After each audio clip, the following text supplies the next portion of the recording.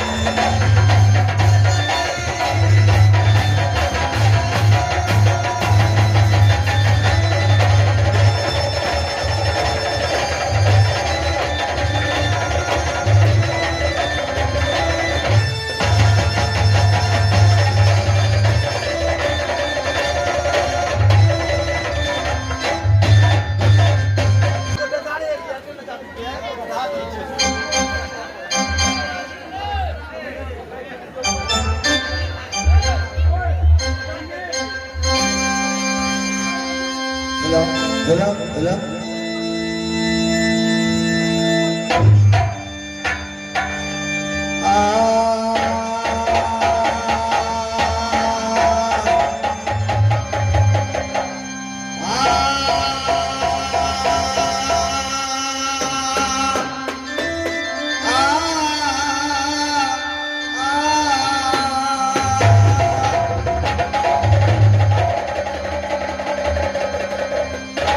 Oh!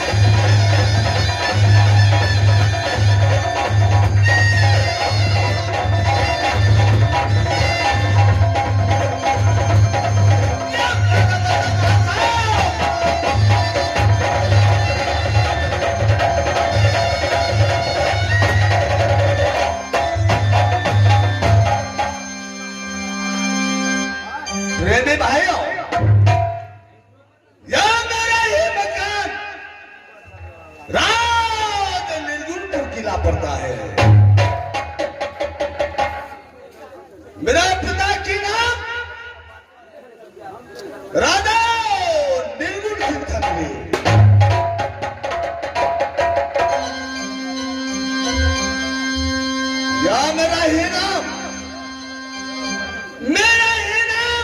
राजा चंद्रसेन पड़ता है।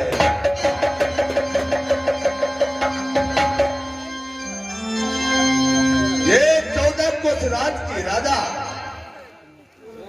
मैं कहलाता हूँ निर्मलपुर में। हेलो जी, इसी बात पर खुशनगर के इनाम के रोल में आने पर जनाब है भिलैया मलिक जी, थारी निवासी पूरे की श्रीमतियां हैं। पार्टी हमारे तहे दिल से आगे पसंद करती है और करते रहेंगे। मैंने शादी किया कहा तो रायपुर शहर।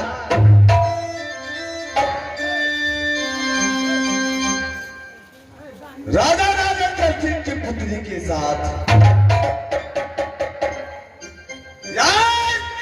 सीमावती को साथ में मैंने 12 वर्ष तक निवास किया ब्याही के साथ। न एक पुत्र न एक पुत्री दिया साहब।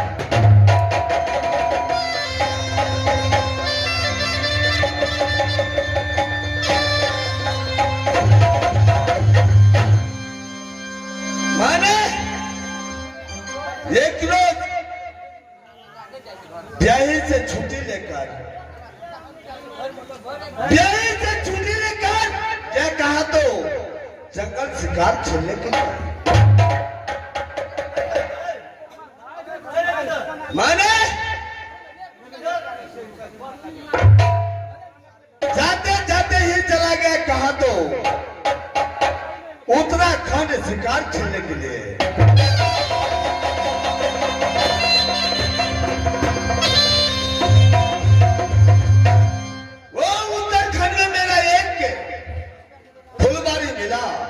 उस फुलवारे में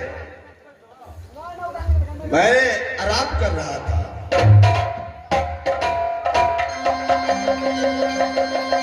एक इंद्रासन की रहने वाली परी उस फुलवारी में फूल चुनने के लिए आया। ना जाने भगवान बातें चीतें करते ही मैंने उसे साथ में शादी कर लिया।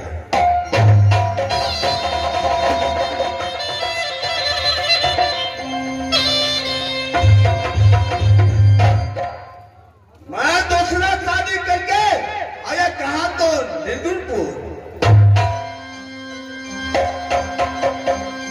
न जाने दोनों सौतनी में झंझट किया। ये नागनी मुझसे सत करवा करके मेरी ब्याही सुषमा की कलेजा टुकड़ी कर दी।